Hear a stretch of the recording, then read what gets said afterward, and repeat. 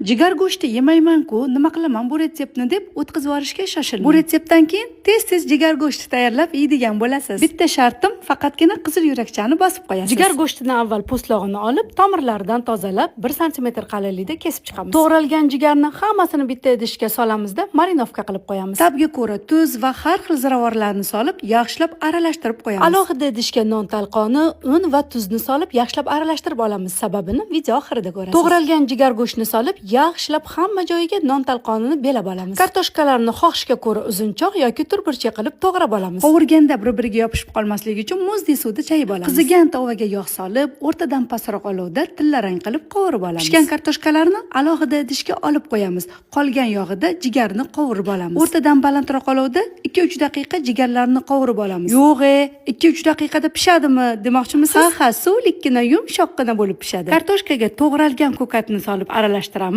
va ustilari qirsildoq, ichlari yumshoq pishgan jigarni qo'yamiz. Xohishga ko'ra bezatib, dasturxonga tortamiz. Agar sizga retsept yoqqan bo'lsa, jigar taomni yaxshi ko'radigan yaqinlaringizga yuborib qo'ying. Ha, aytgancha, sahifamga o'tsangiz, juda ham ko'p retseptlarni topasiz. Agar ishtahangiz ochilsa, Robiyangizniki mehmonga kelasiz.